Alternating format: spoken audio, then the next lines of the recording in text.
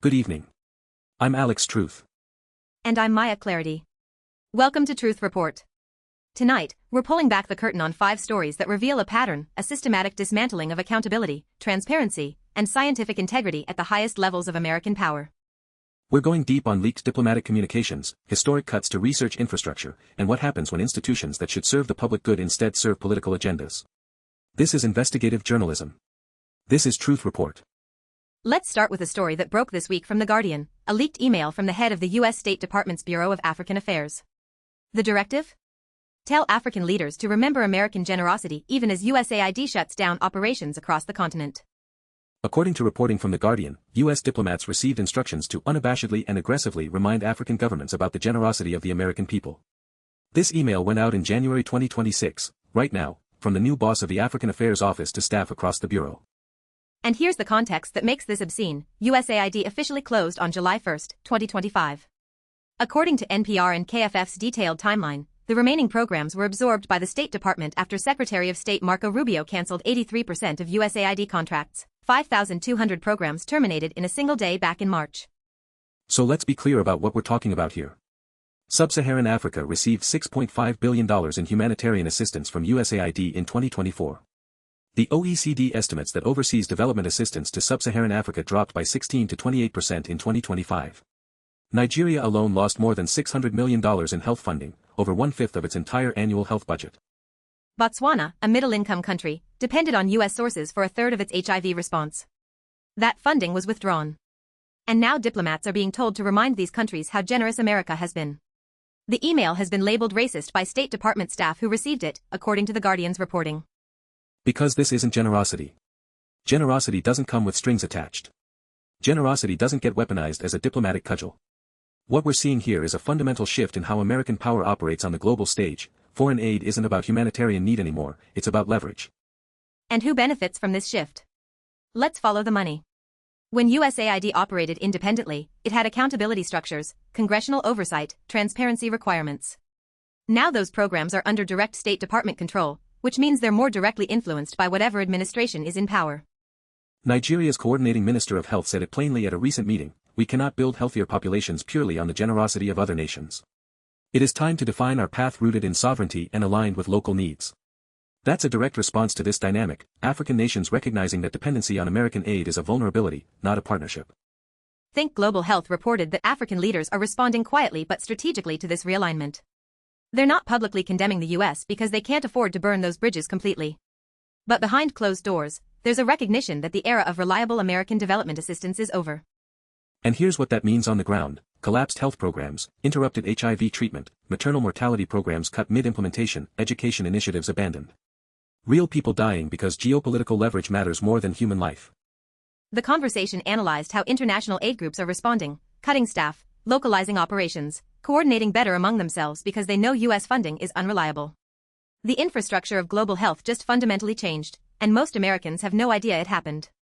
Now let's turn to our second major story, the systematic destruction of American scientific research capacity.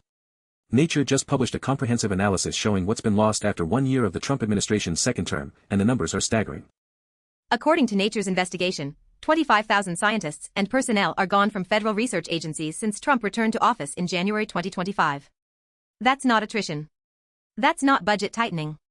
That's a purge of scientific expertise from agencies including the NIH, EPA, NOAA, CDC, and FDA.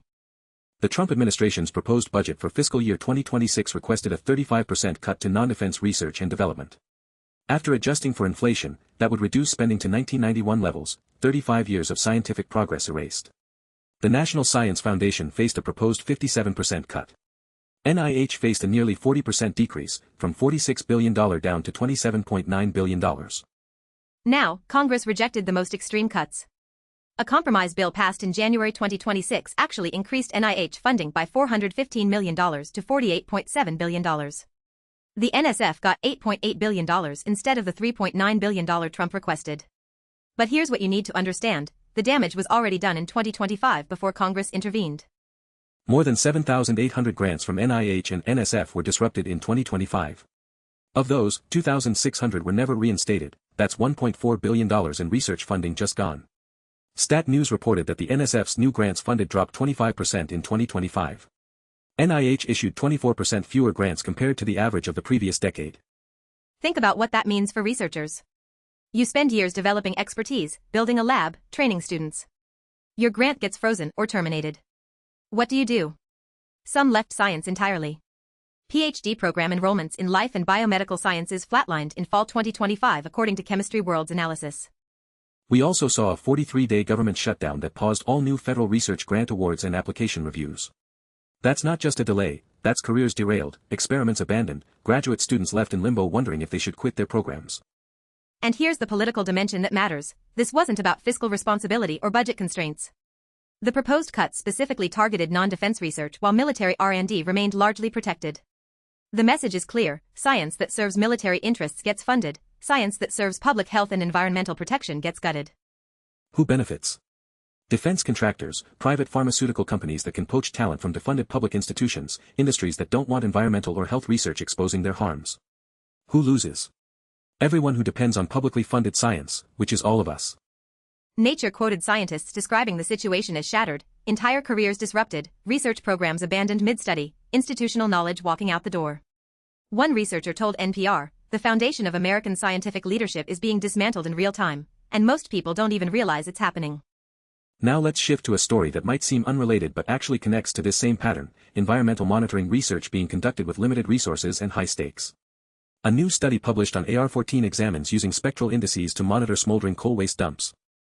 This research, conducted in Poland's Upper Silesian coal basin, used UAV surveys with RGB, infrared, and multispectral imaging combined with ground temperature measurements to track thermal activity in post-industrial coal waste sites. These aren't just eyesores, they're active environmental hazards. The researchers found what they called winter greening in moderately heated root zones, vegetation responding abnormally to subsurface fires and thermal disruption.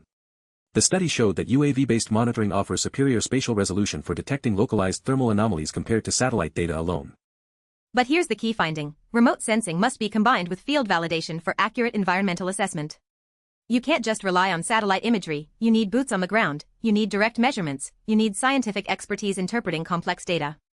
Now connect this to the previous story about gutted scientific agencies. The EPA lost thousands of scientists in 2025. NOAA was decimated. Who's going to do this kind of environmental monitoring in the United States? Who's going to track coal ash contamination, abandoned mine sites, industrial pollution? These coal waste dumps present serious ecological threats: ongoing subsurface fires, soil degradation, ecosystem disruption. In the US, we have thousands of abandoned industrial sites that need exactly this kind of monitoring. But the institutional capacity to do that work has been systematically destroyed. The Polish research team had to use drones because they lacked resources for more comprehensive monitoring. That's the future of American environmental science if current trends continue: researchers making do with limited tools, critical environmental hazards going unmonitored because there's no funding or personnel. And who benefits when environmental monitoring disappears? Industries that create pollution. Mining companies that want to abandon sites without cleanup. Real estate developers who want to build on contaminated land without disclosure. The cost gets externalized onto communities: cancer clusters, contaminated water, degraded ecosystems. Our fourth story is another scientific research piece, this one on topology optimization of micropolar solids under thermo-mechanical loading. It's published on AR14 and it demonstrates the kind of advanced materials research that requires sustained funding and expertise. This study developed computational methods for designing optimal material structures that experience both thermal and mechanical stresses. The researchers used what they call a non-local topology optimization method that accounts for microstructural effects, essentially designing materials where microscopic structure significantly influences macroscopic behavior. The applications are significant: aerospace components, automotive engineering, high-performance materials for extreme environments. This is the kind of research that gives nations technological advantages, that drives innovation in advanced manufacturing, that maintains engineering leadership. And notably, the research team used open-source Julia libraries, GrideApp and GrideApp TopOpt, for transparent, reproducible results. That's important because it makes the methodology accessible for broader adoption, but it also reveals something about the funding environment.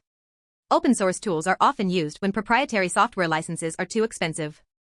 Connect this to the NSF cuts we discussed earlier. The National Science Foundation funds exactly this kind of foundational research: computational methods, materials science, engineering innovation that doesn't have immediate commercial applications but enables future breakthroughs.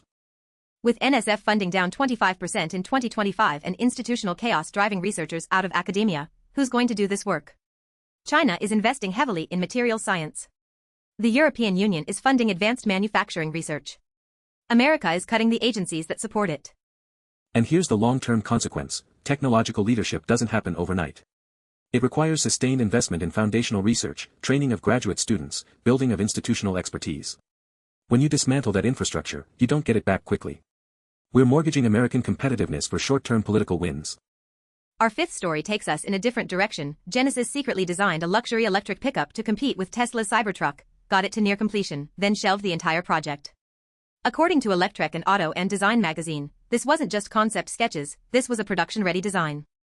Genesis Chief Creative Officer Luke Donkerwoke confirmed the project, saying they initially asked an electric pickup. Why not? But the vehicle was shelved because the company needed to focus on different projects. The pickup used body-on-frame architecture for off-road capability, incorporated styling from their X-Grand Equator concept SUV. Now, this seems like just automotive industry news. Company develops product, decides not to produce it, moves on. But look deeper. Genesis prioritized the high-performance GV60 Magma sports car and the flagship GV90 SUV instead. Both launching in 2026, both targeting wealthy buyers, both luxury products with high margins. The pickup truck market in America is massive. The Ford F-150 is the best-selling vehicle in the country. Tesla's Cybertruck, despite its polarizing design, represents Tesla's push into that market. An electric pickup from a luxury brand could have offered competition, could have accelerated EV adoption in a market segment dominated by gas-powered vehicles. But Genesis calculated that sports cars and luxury SUVs for wealthy buyers offered better returns than an electric pickup that might actually serve working people, contractors, rural Americans who need trucks for utility. It's the same calculation happening across industries: maximize profit, target high-income consumers, abandon mass-market products that might serve broader social needs. And this connects to the broader pattern we're seeing tonight. When USAID gets dismantled, it's because humanitarian aid doesn't serve political leverage effectively enough. When science funding gets slashed, it's because public health research doesn't benefit the right stakeholders. When an electric pickup gets shelved, it's because luxury SUVs have better margins. Everything is being optimized for short-term return, political advantage, benefit to narrow interest groups. The long-term consequences: global health infrastructure collapsed, scientific leadership eroded, climate technology delayed, those get ignored because they don't show up on this quarter's balance sheet. Let's synthesize what we're seeing across all 5 stories tonight. The pattern is clear: institutions that should serve public good are being systematically dismantled or repurposed to serve political and economic power. USAID closed and absorbed into the State Department, making aid more directly political. 25,000 scientists purged from federal agencies, making research more dependent on private industry. Environmental monitoring capacity destroyed, making pollution oversight impossible. Advanced materials research defunded, making technological leadership unsustainable. Electric vehicle development abandoned for luxury products, making climate transition slower. Each story individually looks like a policy decision, a business choice, a budget cut. But together, they reveal a coordinated attack on the infrastructure of accountability, expertise, and long-term thinking.